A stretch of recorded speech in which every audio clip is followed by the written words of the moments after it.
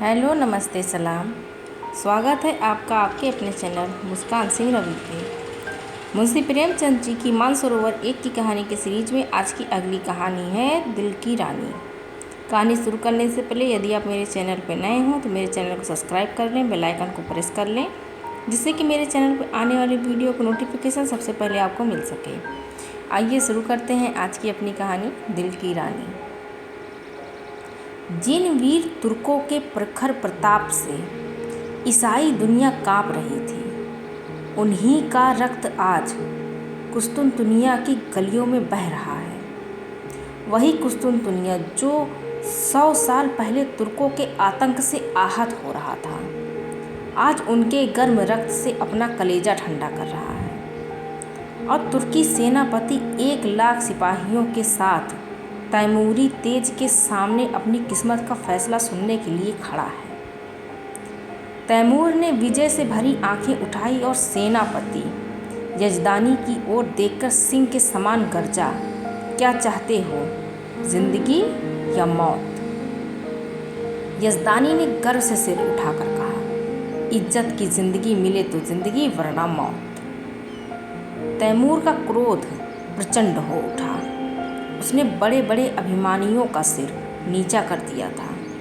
यह जवाब इस अवसर पर सुनने की उसे ताव न थी। इन 1 लाख आदमियों की जान उसकी मुट्ठी में है।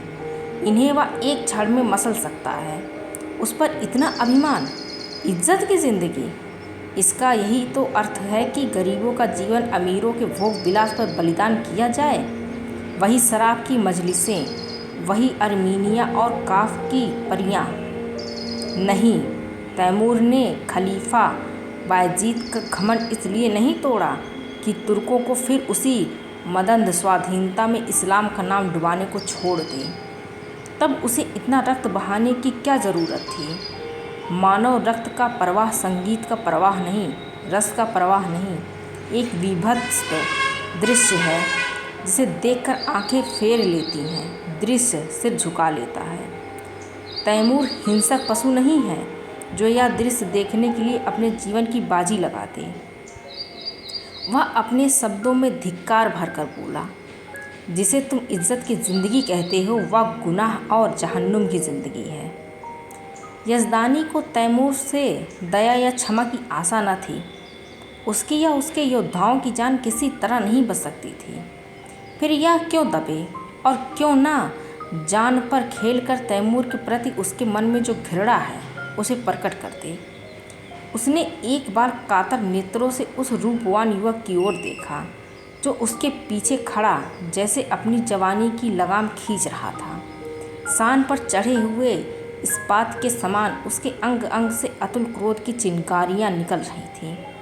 यजदानी ने उसकी सूरत देखी और जैसे अपनी खींची हुई तलवार म्यान में कर ली और खून के घूंट पीकर बोला, जहाँ पना इस वक्त फतहमंद हैं, लेकिन अपराध क्षमा हो तो कह दूं कि अपने जीवन के विषय में तुर्कों को तातारियों से उपदेश लेने की ज़रूरत नहीं। दुनिया से अलग तातार के ऊसर मैदानों में न त्याग और व्रत की उपासना की जा सकती है और न मयस्सर होने वाले पदार्थों का बहिष्कार किया जा सकता है। पर जहाँ खुदा ने नेमतों की वर्षा की हो, वहाँ उन नेमतों का भोग ना करना नाशुक्रिय है। अगर तलवार ही सभ्यता की सनद होती तो गाल कौम रोमनों से कहीं ज़्यादा सभ्य होती। तैमूर जोर से हंसा और उसके सिपाहियों ने तलवारों पर हाथ रख लिए। तैमूर का ठहाका मौत का ठहाका था या गिरने वाले वज्र का तड़ाका।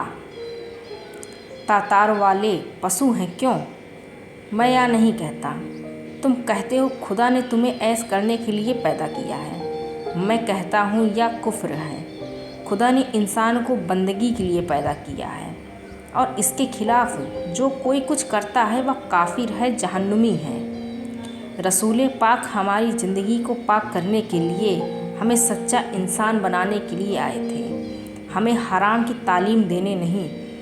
तैमूर दुनिया को इस कुफ्र से पाक कर देने का बीड़ा उठा चुका है। रसूल पाक के कदमों की कसम, मैं बेरहम नहीं हूँ, जालिम नहीं हूँ, खूंखार नहीं हूँ, लेकिन कुफ्र की सज़ा मेरे ईमान में मौत के सिवा कुछ नहीं। उसने तातारी सिपाह सालार की तरफ कातिल नज़रों से देखा और तत्क्षण एक देव सा आदमी तलवार सौंध कर यजदानी के सिर पर आ पहुंचा। तातारी सेना भी तलवारें खींच खींच कर तुर्की सेना पर टूट पड़ी और दम के दम कितनी ही लाशें जमीन पर फड़कने लगीं। सहसा वही रूपवान युवक जो यजदानी के पीछे खड़ा था आगे बढ़कर तैमूर के सामने आया और जैसे मौत को अपनी दोनों बंधी हुई मुट्ठियों में मसलता हुआ बोला, ऐ अपने को मुसलमान कहने वाले बादशाह, क्या यही वह इस्लाम है जिसकी तबलीग का तूने बीड़ा उठाया है? इस्लाम की यही तालीम है कि तू उन बहादुरों का इस बेदर्दी से खून बहाए जिन्होंने इसके सिवा कोई गुनाह नहीं किया कि उनके खिलाफ और मुल्क की हिमायत की, अपने खलीफा और मुल्क की हिमायत की। चारों तरफ सन्नाटा छा गया।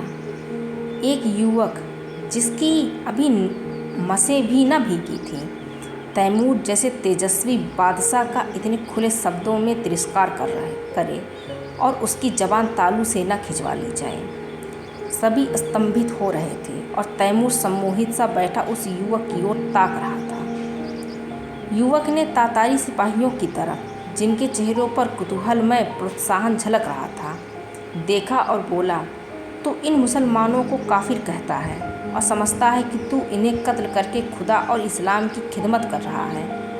मैं तुमसे पूछता हूँ, अगर वह लोग जो खुदा के सिवा और किसी के सामने सजदा नहीं करते, जो रसूल पाक को अपना रहबर समझते हैं, मुसलमान नहीं हैं तो कौन मुसलमान है? मैं कहता हूँ हम काफिर सही, लेकिन तेरे तो हैं। क्या इस्लाम जंजीरों में बंधे हुए कैदियों के कत्ल की इजाज़त देता है? खुदा ने अगर तुझे ताकत दी है, अख्तियार दिया है, तो क्या इसलिए कि तू खुदा के बंदों का खून बहाए? क्या गुनाहगारों को कत्ल करके तू उन्हें सीधे रास्ते पर ले जाएगा? तूने कितनी बेरहमी से 70,000 बहादुर तुर्कों को धोखा देकर सुरंग से उड़ा दिया और उनके मासूम बच्चों और निरपराध स्त्रियों को अनाथ कर दिया। तुझे कुछ अनुमान है? क्या यही कारनामे हैं जिन पर तू अपने मुसलमान होने का गर्व करता है? क्या इसी कत्ल, खून और बहते दरिया से तू दुनिया में अपना नाम रोशन करेगा? तूने तुर्कों के खून बहते दरिया में अपने घोड़ों के सुम नहीं भिगाए हैं, बल्कि इस्लाम को जड़ से खोदकर फेंक दिया है। यह वीर तुर्कों का ही आत्मोत्सर्ग है जिसने यूरोप में इस्लाम की तौहीद फैलाई। आज सोफिया के गिरजे में तुझे अल्लाहु अकबर की सदा सुनाई दे रही है। सारा यूरोप इस्लाम का स्वागत करने को तैयार है। क्या यह कारनामे इसी लायक हैं कि उनका यह इनाम मिले? इस ख्याल को दिल से निकाल दे कि तू खुरेजी से इस्लाम की खिदमत कर रहा है। एक दिन तुझे भी परवरदिगार के सामने अपने कर्मों का जवाब देना पड़ेगा और तेरा कोई उज्र न सुना जाएगा, क्योंकि अगर मुझ में अब भी नेक और बद की तमीज़ बाकी है तो अपने दिल से पूछ, तूने यह जिहाद खुदा की राह में किया या अपनी हविस के लिए? और मैं जानता हूँ तुझे जो जवाब मिलेगा वह तेरी गर्दन शर्म से झुका देगा। खलीफा अभी सिर झुकाए ही था कि यजदानी ने कांपते हुए शब्दों में अर्ज की, जहाँ पना, यह गुलाम का लड़का है, इसके दिमाग में कुछ फितूर है। हुजूर इसकी गुस्ताखियों को मुआफ़ करें, मैं उसकी सज़ा झेलने को तैयार हूँ। तैमूर उस युवक के चेहरे की तरफ स्थिर नेत्रों से देख रहा था। आज जीवन में पहली बार उसे निर्भीक शब्दों को सुनने का अवसर मिला।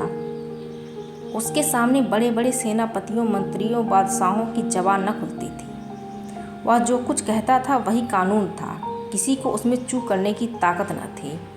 उनकी खुशामदों ने उसकी अहम मान्यता को आसमान पर चढ़ा दिया था। उसे विश्वास हो गया था कि खुदा ने इस्लाम को जगाने और सुधारने के लिए ही उसे दुनिया में भेजा है। उसने पैगंबरी का दावा तो नहीं किया, पर उसके मन में यह भावना दृढ़ हो गई थी। इसलिए जब आज एक युवक ने प्राणों का मोह छोड़कर उसकी कीर्ति का पर्दा खोल दिया तो उसकी चेतना जैसे जाग उठी। उसके मन में क्रोध और हिंसा की जगह श्रद्धा का उदय हुआ। उसकी आंखों का एक इशारा इस युवक की जिंदगी का चिराग गुल कर सकता था।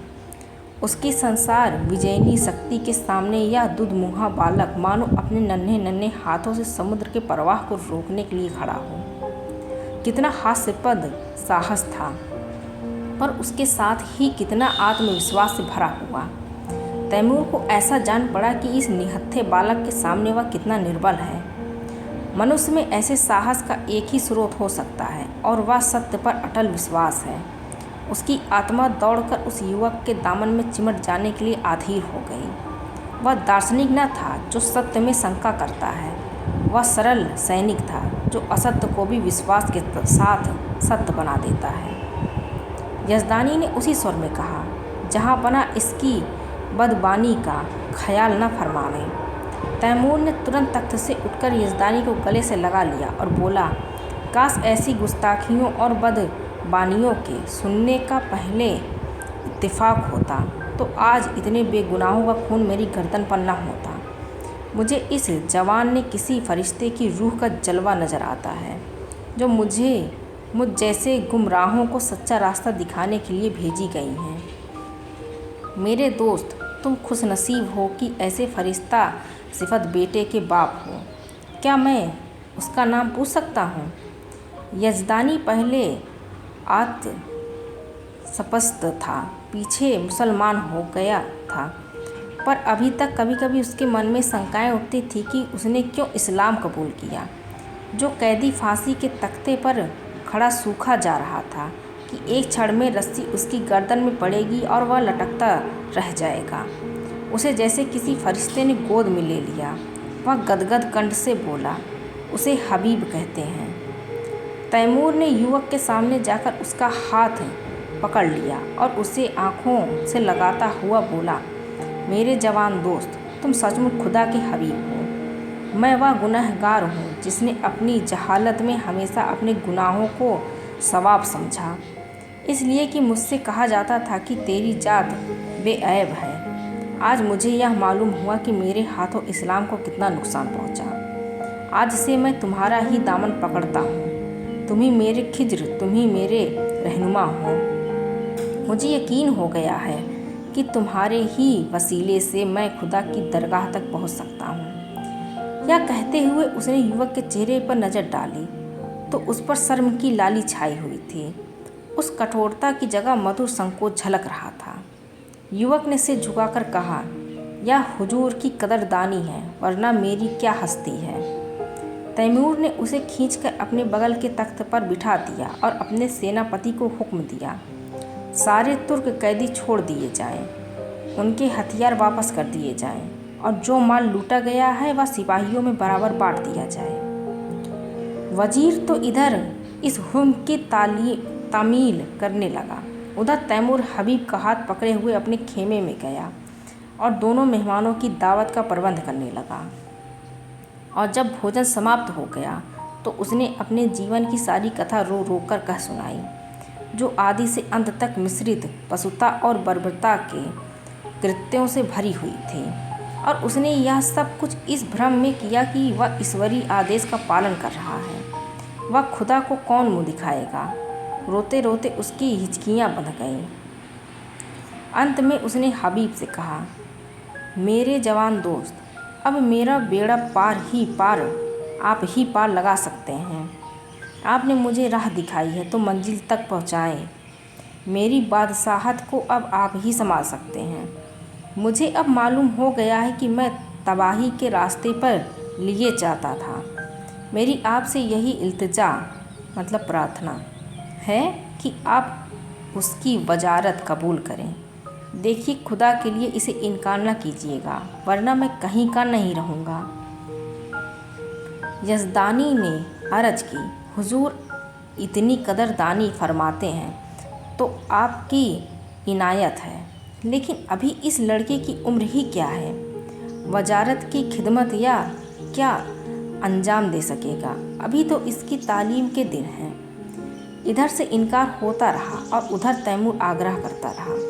यजदानी इनकार तो कर रहे थे पर छाती फूली जाती थी। मूसा आग लेने गए थे, पैगंबरी मिल गई। कहाँ मौत के मुंह में जा रहे थे, वजारत मिल गई। लेकिन यह शंका भी थी कि ऐसे अस्थिर चित्त आदमी का क्या ठिकाना। आज खुश हुए वजारत देने को तैयार हैं, कल नाराज हो गए तो जान की खैरियत नहीं। उन्हें हबीब की लियाकत पर भरोसा था, फिर भी जी डरता था कि वीराने देश में न जाने कैसी पड़े कैसी न पड़े।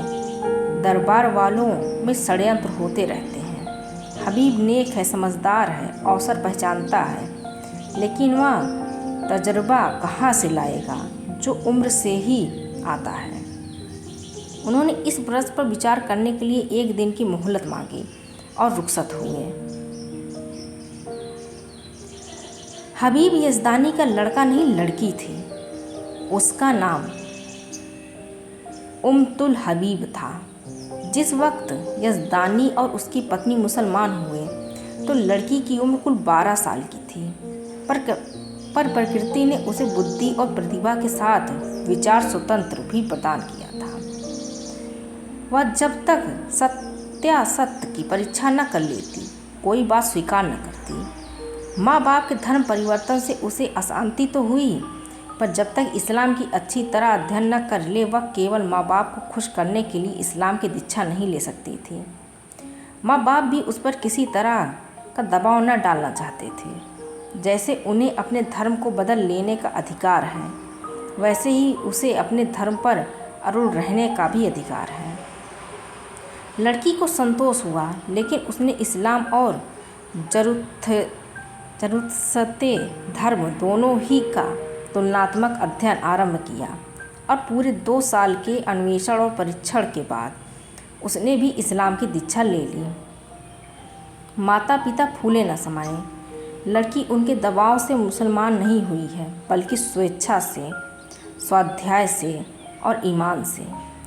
2 साल तक उन्हें जो शंका घेरे रहती थी वह मिट गई। यज़दानी के कोई पुत्र न था, और इस युग में जबकि आदमी की तलवार ही सबसे बड़ी अदालत थी, पुत्र का न रहना संसार का सबसे बड़ा दुर्भाग्य था। यज़दानी बेटे का अरमान बेटी से पूरा करने लगा। लड़कों ही की भांति उसकी शिक्षा दीक्षा होने लगी। वह बालकों से कपड़े पहनती, घोड़े पर सवार होती, शस्त्र विद्या सीखती और अपने बाप के साथ अक्सर खलीफा बायजीद के महलों में जाती और राजकुमारी के साथ शिकार खेलने जाती। इसके साथ ही वह दर्शन, काव्य, विज्ञान और अध्यात्म का भी अभ्यास करती थी।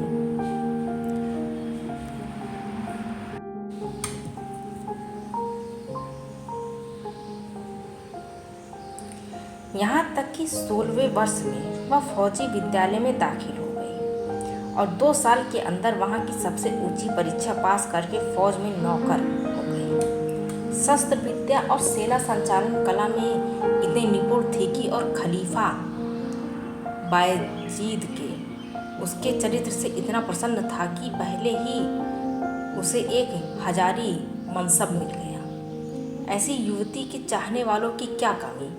उसके साथ के कितने ही अफसर, राज परिवार, कितने ही युवक उस पर प्राण देते थे, पर कोई उसकी नज़रों में न जचता था। नित्य ही निगाह के पैगाम आते थे, पर वह हमेशा इनकार कर देती थी। वैवाहिक जीवन ही से उसे अरुचि थी कि युवतियाँ कितने अरमानों से ब्याह कर लाई जाती हैं और फिर कितने निरादर से महलों में बंद कर दी जाती हैं। उनका भाग्य पुरुषों की दया के अधीन है। अक्सर ऊंचे घरानों की महिलाओं से उसको मिलने जुलने का अवसर मिलता था। उनके मुख से उसकी करुण कथा सुनकर वह वैवाहिक पराधीनता से और भी घृणा करने लगी थी, और यज़दानी उसकी स्वाधीनता में बिल्कुल बाधा न देता था। लड़की स्वाधीन है, उसकी इच्छा हो विवाह करे या कुंवारी रहे, वह अपनी आप मुख्तार है। उसके पास पैगाम आते तो वह साफ जवाब दे देता, मैं इस बारे में कुछ नहीं जानता, इसका फैसला वह करेगी। यद्यपि एक युवती का पुरुष वेश में रहना, युवकों से मिलना जुलना समाज में आलोचना का विषय था, पर यज़दानी और उसकी स्त्री दोनों ही उसको उसके सातित्व पर विश्वास था। हबीब के व्यवहार और आचार में उन्हें कोई ऐसी बात नज़र न आती थी जिससे उन्हें किसी तरह की शंका होती। यौवन की आंधी और लालसाओं के तूफान में वह 24 वर्ष की वीरबाला अपने हृदय की संपत्ति लिए अटल और अजेय खड़ी थी, मानो सभी युवक उसके सगे भाई हैं। कुछ तो दुनिया में कितनी खुशियाँ मनाई गई, हबीब का कितना सम्मान और स्वागत हुआ, उसे कितनी बधाइयाँ मिली, यह सब लिखने की बात नहीं। शहर तबाह हुआ जाता था। संभवतः आज उसके महल और बाजारों से आग की लपटें निकलती होती। राज और नगर उस कल्पनातीत विपत्ति से बचाने वाले आदमी कितने आदर, प्रेम, श्रद्धा और उल्लास का पात्र होगा, इसकी तो कल्पना भी नहीं की जा सकती। उस पर कितने फूलों और कितने लाल जवाहरों की वर्षा हुई, इसका अनुमान तो कोई कवि ही कर सकता है। और नगर की महिलाएं हृदय के अच्छे भंडार से आशीषें निकाल निकाल कर उस पर लुटाती थी और गर्व से फूली हुई उसकी मुंह निहार कर अपने को धन्य मानती थी। उसने देवियों का मस्तक ऊंचा कर दिया था। रात को तैमूर के प्रस्ताव पर विचार होने लगा। सामने गद्देदार कुर्सी पर यजदानी था, सौम्य, विशाल और तेजस्वी। उसकी दाहिनी तरफ उसकी पत्नी थी, ईरानी लिबास में, आंखों में दया और विश्वास की ज्योति भरे हुए। बाईं तरफ उन्मुत्तुल हबीब थी, जो इस समय रमणी वेश में मोहिनी बनी हुई थी, ब्रह्मचर्य के तेज से दीप्त। यजदानी ने प्रस्ताव का विरोध करते हुए कहा, मैं अपनी तरफ से कुछ नहीं कहना चाहता, लेकिन यदि मुझे सलाह देने का अधिकार है तो मैं स्पष्ट कहता हूँ कि मुझे इस प्रस्ताव को कभी स्वीकार न करना चाहिए। तैमूर से यह बात बहुत दिन तक छिपी नहीं रह सकती कि तुम क्या हो। उस वक्त क्या परिस्थिति होगी, मैं नहीं कह सकता। और यहाँ इस विषय में जो कुछ टीकाएँ होंगी वह तुम मुझसे ज़्यादा जानती हो। यहाँ मैं मौजूद था और कुत्सा को मुंह न खोलने देता था, पर वहाँ तुम अकेली रहोगी और कुत्सा को मनमाने आरोप लगाने का अवसर मिल सकेगा। उसकी पत्नी स्वेच्छा को इतना महत्व न देना चाहती थी। बोली, मैंने सुना है तैमूर निगाहों का अच्छा आदमी नहीं है। मैं किसी तरह तुझे न जाने दूंगी। कोई बात हो जाए तो सारी दुनिया हंसे, यूं ही हंसने वाले क्या कम हैं?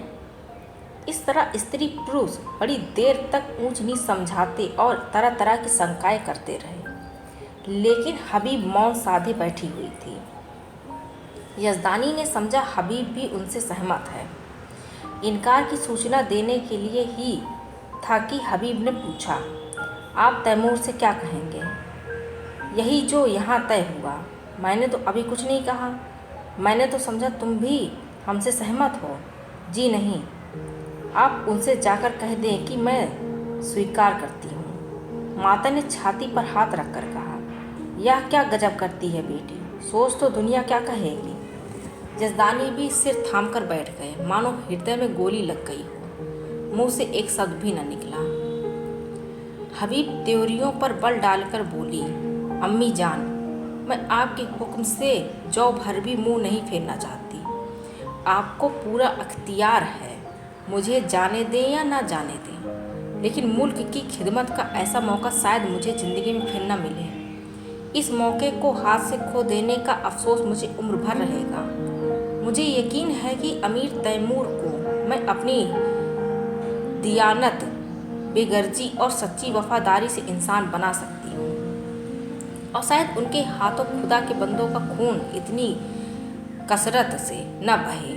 वह दिलेर है मगर बेरहम नहीं। कोई दिलेर आदमी बेरहम नहीं हो सकता। उसने अब तक जो कुछ किया मजहब के अंधे जोश में किया। आज खुदा ने मुझे वह मौका दिया है कि मैं उसे दिखा दूं कि मजहब खिदमत का नाम है, लूट और कत्ल का नहीं। अपने बारे में मुझे मुतलक अंदेशा नहीं है। मैं अपनी हिफाजत आप कर सकती हूँ। मुझे दावा है कि मुझे फ़र्ज को नेक नियति से अदा करके मैं दुश्मनों की जुबान भी बंद कर सकती हूँ। और मान लीजिए मुझे नाकामी भी हो, तो क्या सच्चाई और हक के लिए कुर्बान हो जाना ज़िंदगी की सबसे शानदार फतह नहीं है? अब तक मैंने जिस उसूल पर ज़िंदगी बसर की है उसने मुझे धोखा नहीं दिया और उसी के फैज़ से आज मुझे यह दर्जा हासिल हुआ है जो बड़े बड़ों के लिए ज़िंदगी का ख्वाब है। मेरे आजमाए हुए दोस्त मुझे कभी धोखा नहीं दे सकते। तैमूर पर मेरी हकीकत खुल भी जाए तो क्या खौफ, मेरी तलवार मेरी हिफाजत कर सकती है। शादी पर मेरे ख्याल आपको मालूम है। अगर मुझे कोई ऐसा आदमी मिलेगा जिसे मेरी रूह कबूल करती हो, जिसकी जात अपनी हस्ती को खोकर मैं अपनी रूह को ऊंचा उठा सकूं, तो मैं उसके कदमों पर गिरकर अपने को उसकी नज़र कर दूंगी। यजदानी ने खुश होकर बेटी को गले लगा लिया। उसकी स्त्री इतनी जल्द आश्वस्त न हो सकी। वह किसी तरह बेटी को अकेले न छोड़ेगी, उसके साथ वह भी जाएगी। कई महीने गुजर गए। युवक हबीब तैमूर का वजीर है, लेकिन वास्तव में वही बादशाह है। तैमूर उसी की आंखों से देखता है, उसी के कानों से सुनता है और उसी की अक्ल से सोचता है। वह चाहता है हबीब आठों पहर उसके पास रहे। उसके समीप में उसे स्वर्ग का सा सुख मिलता है। समरकंद में एक प्राणी भी ऐसा नहीं जो उससे जलता हो। उसके बर्ताव ने सभी को मुग्ध कर लिया है, क्योंकि वह इंसाफ से जौ भर भी कदम नहीं हटाता। जो लोग उसके हाथों चलती हुई न्याय की चक्की से पिस जाते हैं, वे भी उससे सद्भाव ही रखते हैं, क्योंकि वह न्याय को जरूरत से ज़्यादा कटु नहीं होने देता। संध्या हो गई थी। राज्य कर्मचारी जा चुके थे।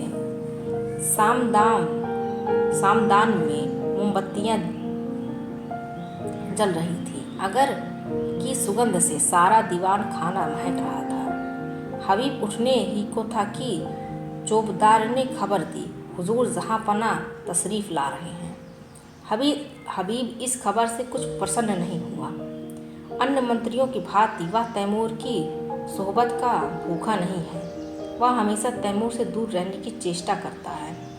ऐसा शायद ही कभी हुआ हो कि उसने शाही दस्तरखाने पर भोजन किया हो। तैमूर की मजलिसों में भी वह कभी शरीक नहीं होता। उसे जब शांति मिलती है तब एकांत में अपनी माता के पास बैठकर दिन भर का माजरा उससे कहता है और वह उस पर अपनी पसंद की मुहर लगा देती है। उसने द्वार पर जाकर तैमूर का स्वागत किया। तैमूर ने मसनद पर बैठते हुए कहा, मुझे ताज्जुब होता है कि तुम इस जवानी में जहीदों की सी जिंदगी कैसे बसर करते हो हबीब। खुदा ने तुम्हें वह हुस्न दिया है कि हसीन से हसीन नाजनीन भी तुम्हारे माशूक बनकर अपने को खुशनसीब समझेंगी। मालूम नहीं तुम्हें खबर है या नहीं, जब तुम अपने मुस्की घोड़े पर सवार होकर निकलते हो तो समरकंद की खिड़कियों पर हजारों आंखें तुम्हारी एक झलक देखने के लिए मुंतजिर बैठी रहती हैं, पर तुम्हें किसी तरफ आंखें उठाते नहीं देखा। मेरा खुदा गवाह है, मैं कितना चाहता हूँ कि तुम्हारे कदमों के नक्शों पर चलूँ, पर दुनिया मेरी गर्दन नहीं छोड़ती। मैं चाहता हूँ जैसे तुम दुनिया में रहकर भी दुनिया से अलग रहते हो, वैसे मैं भी रहूं, लेकिन मेरे पास न वह दिल है न वह दिमाग। मैं हमेशा अपने आप पर सारी दुनिया पर दांत पीसता रहता हूँ, जैसे मुझे हरदम खून की प्यास लगी रहती है जिसे तुम बुझने नहीं देते, और यह जानते हुए भी कि तुम जो कुछ करते हो उससे बेहतर कोई दूसरा नहीं कर सकता। मैं अपने गुस्से को काबू में नहीं कर सकता। तुम जिधर से निकलते हो मोहब्बत और रोशनी फैला देते हो। जिसको तुम्हारा दुश्मन होना चाहिए वह तुम्हारा दोस्त है। मैं जिधर से निकलता हूँ नफरत और सुबह फैलाता हुआ निकलता हूँ। जिसे मेरा दोस्त होना चाहिए वह भी मेरा दुश्मन है। दुनिया में बस एक ही जगह है जहाँ मुझे अफियत मिलती है। अगर तुम मुझे समझते हो, यह ताज और तख्त मेरे रास्ते के रोड़े हैं, तो खुदा की कसम मैं आज इन पर लात मार दूँ। मैं आज तुम्हारे पास यही दरख्वास्त लेकर आया हूँ कि तुम मुझे वह रास्ता दिखाओ जिससे मैं सच्ची खुशी पा सकूँ। मैं चाहता हूँ तुम इसी महल में रहो ताकि मैं तुमसे सच्ची ज़िंदगी का सबक सीखूँ। हबीब का हृदय धक से हो उठा। कहीं अमीर पर नारित्व का रहस्य खुल तो नहीं गया। उसकी समझ में न आया कि उसे क्या जवाब दे। उसका कोमल हृदय तैमूर की इस करुण आत्मग्लानि पर द्रवित हो गया। जिसके नाम से दुनिया कांपती है वह उसके सामने एक दयनीय प्राणी बना हुआ उससे प्रकाश की भिक्षा मांग रहा है। तैमूर की उस कठोर, विकृत, शुष्क, हिंसात्मक मुद्रा में उसे एक स्निग्ध मधुर ज्योति दिखाई दी, मानो उसका जागृत विवेक भीतर से झांक रहा हो। उसे अपना स्थिर जीवन, जिसमें ऊपर उठने की स्मृति ही न रही थी, इस विफल उद्योग के सामने तुच्छ जान पड़ा। उसने मुग्ध कंठ से कहा, हुजूर इस गुलाम की इतनी कद्र करते हैं, या मेरी खुशनसीबी है, लेकिन मेरा शाही महल में रहना मुनासिब नहीं। तैमूर ने पूछा, क्यों? इसलिए कि जहाँ दौलत ज़्यादा होती है वहाँ डाके पड़ते हैं, और जहाँ कद्र ज़्यादा होती है वहाँ दुश्मन भी ज़्यादा होते हैं। तुम्हारा भी कोई दुश्मन हो सकता है? मैं खुद अपना दुश्मन हो जाऊंगा। आदमी का सबसे बड़ा दुश्मन गुरूर है। तैमूर को जैसे कोई रत्न मिल गया। उसे अपनी मना तुष्टि का आभास हुआ। आदमी का सबसे बड़ा दुश्मन गुरूर है। इस वाक्य को मन ही मन दोहराकर उसने कहा, तुम मेरे काबू में कभी नहीं आओगे हबीब। तुम वह परिंदा हो जो आसमान में ही उड़ सकता है। उसे सोने के पिंजरे में भी रखना चाहो तो फड़फड़ाता रहेगा। खैर, खुदा हाफिज। वह तुरंत अपने महल की ओर चला, मानो उस रत्न को सुरक्षित स्थान में रख देना चाहता। यह वाक्य पहली बार उसने न सुना था, पर आज इससे जो ज्ञान, जो आदेश, जो सत्य प्रेरणा उसे मिली वह कभी न मिली थी। इस्तखर के इलाके से बगावत की खबर आई। हबीब को शंका है कि तैमूर वहां पहुंचकर कहीं कत्ले आम न कर दे। वह शांतिमय उपायों से इस विद्रोह को ठंडा करके तैमूर को दिखाना चाहता है कि सद्भावना में कितनी शक्ति है। तैमूर उसे इस मुहिम पर नहीं भेजना चाहता, लेकिन हबीब के आग्रह के सामने बेबस है। हबीब को जब और कोई युक्ति न सूझी तो उसने कहा, गुलाम के रहते हुए हुजूर अपनी जान खतरे में डाले या नहीं हो सकता। तैमूर मुस्कुराया, मेरी जान की तुम्हारी जान के मुकाबले में कोई हकीकत नहीं है हबीब। फिर मैंने तो कभी जान की परवाह न की। मैंने दुनिया में कत्ल और लूट के सिवा और क्या यादगार छोड़ी। मेरे मर जाने पर दुनिया मेरे नाम को रोएगी नहीं, यकीन मानो। मेरे जैसे लुटेरे हमेशा पैदा होते रहेंगे, लेकिन खुदा न करे तुम्हारे दुश्मनों को कुछ हो गया तो यह सल्तनत खाक में मिल जाएगी, और तब मुझे भी सीने में खंजर चुभा लेने के सिवा और कोई रास्ता न रहेगा। मैं नहीं कह सकता हबीब तुमसे मैंने कितना पाया। काश 10-5 साल पहले तुम मुझे मिल जाते तो तैमूर तारीख में इतना रुसियाह न हुआ होता। आज अगर ज़रूरत पड़े तो मैं अपने जैसे 100 तैमूरों को तुम्हारे ऊपर निसार कर दूँ। यही समझ लो कि मेरी रूह को अपने साथ लिए जा रहे हो। आज मैं तुमसे कहता हूँ हबीब कि मुझे तुमसे इश्क है। इसे मैं अब जान पाया हूँ, मगर इसमें क्या बुराई है कि मैं भी तुम्हारे साथ चलूँ। हबीब ने धड़कते हुए हृदय से कहा, अगर मैं आपकी ज़रूरत समझूंगा तो इत्तला दूंगा। तैमूर ने दाढ़ी पर हाथ रखकर कहा, जैसी तुम्हारी मर्जी, लेकिन रोज़ाना कासिद भेजते रहना, वरना शायद मैं बेचैन होकर चला आऊँ। तैमूर ने कितनी मोहब्बत से हबीब के सफ़र की तैयारियां की। तरह तरह के आराम और तकल्लुफ़ की चीज़ें उसके लिए जमा की। उसे कोहिस्तान में यह चीज़ें कहाँ मिलेंगी। वह ऐसा संलग्न था मानो माता अपनी लड़की को ससुराल भेज रही हो।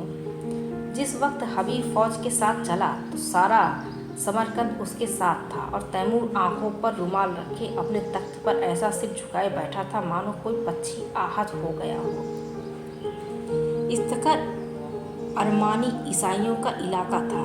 मुसलमानों ने उन्हें परास्त करके वहां अपना अधिकार जमा लिया था और ऐसे नियम बना दिए थे जिससे ईसाइयों को पग पग अपनी पराधीनता का स्मरण होता रहता था। पहला नियम जजिया का था, जो हर एक ईसाई को देना पड़ता था, जिससे मुसलमान मुक्त थे। दूसरा नियम था गिरजों में घंटा न बजे। तीसरा नियम मदिरा का था, जिसे मुसलमान हराम समझते थे। ईसाइयों ने इन नियमों का क्रियात्मक विरोध किया, और जब मुसलमान अधिकारों ने शस्त्र बल से काम लेना चाहा तो ईसाइयों ने बगावत कर दी। मुसलमान सूबेदार को कैद कर लिया और किले पर सलीबी झंडा उड़ने लगा। हबीब को यहाँ आज दूसरा दिन है, पर इस समस्या को कैसे हल करे उसका उदार हृदय कहता था। ईसाइयों पर इन बंधनों का कोई अर्थ नहीं। हर एक धर्म का समान रूप से आदर होना चाहिए, लेकिन मुसलमान इन कैदों को हटा देने पर कभी राजी न होंगे। और यह लोग मान भी जाएं तो तैमूर क्यों मानने लगे?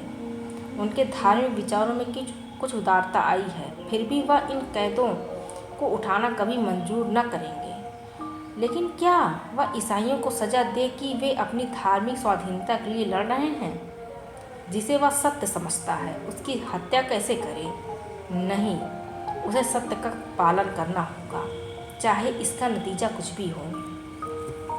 अमीर समझेंगे मैं ज़रूरत से ज़्यादा बढ़ा जा रहा हूँ, कोई मुजायका नहीं। दूसरे दिन हबीब ने प्रातःकाल डंडे की चोट ऐलान कराया। जजिया माफ़ किया गया। शराब और घंटों पर कोई कैद नहीं है। मुसलमानों में तहलका पड़ गया। यह कुफ्र है, हराम परस्ती है। अमीर तैमूर ने जिस इस्लाम को अपने खून से सींचा उसकी जड़ इन्हीं के वजीर हबीब पाशा के हाथों पर खुद रही है। पाशा पलट गया। शाही फौज मुसलमानों से जा मिली। हबीब ने इस्तखर के किले में पनाह ली। मुसलमानों की ताकत शाही फौज के मिल जाने से बहुत बढ़ गई थी, लेकिन किला घेर लिया और वह यह समझकर कि हबीब ने तैमूर से बगावत की है, तैमूर के पास इसकी सूचना देने और परिस्थिति समझाने के लिए कासिद भेजा। आधी रात गुजर चुकी है। तैमूर को 2 दिनों से इस्तखर की कोई खबर न मिली थी। तरह तरह की शंकाएं हो रही थी। मन में पछतावा हो रहा था कि उसने क्यों हबीब को अकेले जाने दिया। माना कि वह बड़ा नीति कुशल है, पर बगावत कहीं जोर पकड़ गई तो मुट्ठी भर आदमियों से वह क्या कर सकेगा? और बगावत यकीनन जोर पकड़ेगी। वहाँ के ईसाई बला के सर्कस है। जब उन्हें मालूम होगा कि तैमूर की तलवार में जंग लग गया और उसे अब महलों की जिंदगी पसंद है, तो उनकी हिम्मत दूनी हो जाएगी। हबीब कहीं दुश्मनों से घिर गया तो बड़ा गजब हो जाएगा। उसने अपने जानू पर हाथ मारा और पहले बदल कर अपने ऊपर झुंझलाया। वह इतना पस्त हिम्मत क्यों हो गया? क्या उसका तेज और शौर्य उससे विदा हो गया? जिसका नाम सुनकर दुश्मन में कंपन पड़ जाता था, वह आज अपना मुंह छिपाकर महलों में बैठा हुआ है। दुनिया की आंखों में इसका यही अर्थ हो सकता है कि तैमूर अब मैदान का शेर नहीं, कालीन का शेर हो गया। हबीब फरिश्ता है जो इंसान ना की बुराइयों की काफिर वाकिफ नहीं, जो रहम और साफ दिली और बेगर्जी का देवता है। वह क्या जाने इंसान कितना शैतान हो सकता है। अमन के दिनों में तो ये बातें कौम और मुल्क को तरक्की के रास्ते पर ले जाती हैं, पर जंग में नहीं। जबकि शैतान जोश का तूफान उठता है, इन खुशियों की गुंजाइश नहीं। उस वक्त तो उसी की जीत होती है जो इंसानी खून का रंग खेले, खेतों खलियानों को जलाए, जंगलों को बसाए और बस्तियों में वीरान करे। अमन का कानून जंग के कानून से जुदा है। सहसा चौबदार ने इस्तखर के इस कासिद के आने की खबर दी। कासिद ने जमीन चूमी और एक किनारे अदब से खड़ा हो गया। तैमूर का रोब ऐसा छा गया कि जो कुछ कहने आया था वह भूल गया। तैमूर ने त्योरियां चढ़ाकर पूछा, क्या खबर लाया है? 3 दिन के बाद आया भी तो इतनी रात गए? कासिद ने फिर जमीन चूमी और बोला, खुदाबंद वजीर साहब ने जजिया माफ़ कर दिया। तैमूर गरज उठा, क्या कहता है? जजिया माफ़ कर दिया? हाँ खुदाबंद। किसने? वजीर साहब ने। किसके हुक्म से? अपने हुक्म से हुजूर। और हुजूर शराब का भी हुक्म दे दिया? गिरजों में घंटे बजाने का भी हुक्म हो गया। और खुदाबंद ईसाइयों से मिलकर मुसलमानों पर हमला कर दिया। तो मैं क्या करूं? हुजूर हमारे मालिक हैं, अगर हमारी कुछ मदद ना हुई तो वहाँ एक मुसलमान भी जिंदा ना बचेगा। हबीब पाशा इस वक्त कहाँ है? इफ्तिखार के किलों में हुजूर। और मुसलमान क्या कर रहे हैं? हमने ईसाइयों के किले में घेर लिया है, उन्हीं के साथ हबीब को भी। हुजूर। वह हुजूर से बागी हो गए और इसलिए मेरे वफादार इस्लाम के खादिमों ने उन्हें कैद कर रखा है। मुमकिन है मेरे पहुँचते पहुँचते उन्हें कत्ल भी कर दे। बदजात, दूर हो जा मेरे सामने से। मुसलमान समझते हैं हबीब मेरा नौकर है और मैं उसका आका हूँ। यह गलत है, झूठ है। इस सल्तनत का मालिक हबीब है, तैमूर उसका अदना गुलाम है। उसके फैसले में तैमूर तसदांजी नहीं कर सकता। बेशक जजिया मुआफ़ होना चाहिए। मुझे मजाज नहीं कि दूसरे मजहब वालों से उनकी ईमान का तावान लूँ। कोई मजाज नहीं है। अगर मस्जिद में अजान होती है तो कलीसा में घंटा क्यों बजे? घंटे की आवाज़ में कुफ्र नहीं है। काफिर वह है जो दूसरों का हक छीन ले, जो गरीबों को सताए, दगाबाज हो, खुद गर्ज हो। काफिर वह नहीं जो मिट्टी या पत्थर के एक टुकड़े में खुदा का नूर देखता हो, जो नदियों और पहाड़ों में, दरख्तों और झाड़ियों में खुदा का जलवा पाता हो। वह हमसे और तुमसे ज़्यादा कद खुदा परस्त है, जो मस्जिद में खुदा को बंद समझते हैं। तू समझता है मैं कुफ्र बक रहा हूँ? किसी को काफिर समझना ही कुफ्र है। हम सब खुदा के बनते हैं, सब। बस जा और उन बागी मुसलमानों से कह दे, अगर फ़ौरन मुहासरा ना उठा लिया गया तो तैमूर क़यामत की तरह आ पहुँचेगा। कासिर हद बुद्धि सा खड़ा ही था कि बाहर खतरे की बिगुल बज उठा और फौजें किसी समर यात्रा की तैयारी करने लगी। तीसरे दिन तैमूर इफ्तिखार पहुंचा तो किले का मुहासरा उठ चुका था। किले की तोपों ने उसका स्वागत किया। हबीब ने समझा तैमूर ईसाइयों को सजा देने आ रहा है। ईसाइयों के हाथ पांव फूले हुए थे, मगर हबीब मुकाबले के लिए तैयार था। ईसाइयों के स्वप्न की रक्षा में यदि जान भी जाए तो कोई गम नहीं। इस मामले पर किसी तरह का समझौता नहीं हो सकता। तैमूर अगर तलवार से काम लेना चाहता है तो उसका जवाब तलवार से दिया जाएगा। मगर यह क्या बात है? शाही फौज सफ़ेद झंडा दिखा रही है। तैमूर लड़ने नहीं सुलह करने आया है। उसका स्वागत दूसरी तरह का होगा। ईसाई सरदारों को साथ लिए हबीब किले के बाहर निकला। तैमूर अकेले घोड़े पर सवार चला आ रहा था। हबीब घोड़े से उतरकर आदब बजा लाया। तैमूर घोड़े से उतर पड़ा और हबीब का माथा चूम लिया और बोला, मैं सब सुन चुका हूँ हबीब। तुमने बहुत अच्छा किया और वही किया जो तुम्हारे सिवा दूसरा नहीं कर सकता था। मुझे जजिया लेने का या ईसाइयों से मजहबी हक छीनने का कोई मजाज न था।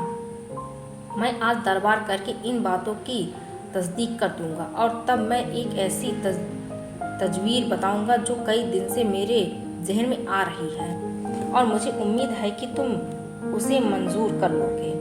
मंजूर करना पड़ेगा। हबीब के चेहरे का रंग उड़ रहा था। कहीं हकीकत खुल तो नहीं गई? वह क्या तजवीज़ करेगा? उसके मन में खलबली पड़ी थी। तैमूर ने मुस्कुरा कर पूछा, तुम मुझसे लड़ने को तैयार थे?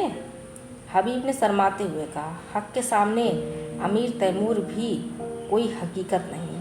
बेशक बेशक, तुम में फरिश्ते का दिल है तो शेरों की हिम्मत भी है, लेकिन अफसोस यही है कि तुमने यह गुमान ही क्यों किया कि तैमूर तुम्हारे फैसले को मनसूख कर सकता है। यह तुम्हारी जात है जिसने मुझे बतलाया है कि सल्तनत किसी आदमी की जायदाद नहीं, बल्कि एक ऐसे तख्त है जिसकी हर एक शाख और पत्तियां एक सी खुराक पाती हैं। दोनों किले में दाखिल हुए। सूरज डूब चुका था। आन की आन में दरबार लग गया। उसने तैमूर ने ईसाइयों के धार्मिक अधिकारों को स्वीकार किया। चारों तरफ से आवाज़ आई, खुदा हमारे शहंशाह की उम्र दराज करे। तैमूर ने उसी सिलसिले में कहा, दोस्तों, मैं इस दुआ का हकदार नहीं हूँ। जो चीज़ मैंने आपसे जबरन ली थी उसे आपको वापस देकर मैं दुआ का काम नहीं कर रहा हूँ। इससे कहीं ज़्यादा मुनासिब यह है कि आप मुझे लानत दें कि मैंने इतने दिनों तक आपके हकों से आपको महरूम रखा। चारों तरफ से आवाज़ आई, मरहबा मरहबा। दोस्तों, इन हकों के साथ साथ मैं आपकी सल्तनत भी आपको वापस करता हूँ, क्योंकि खुदा की निगाह में सभी इंसान बराबर हैं और किसी कौम या शख्स को दूसरी कौम पर हुक्म करने का अख्तियार नहीं।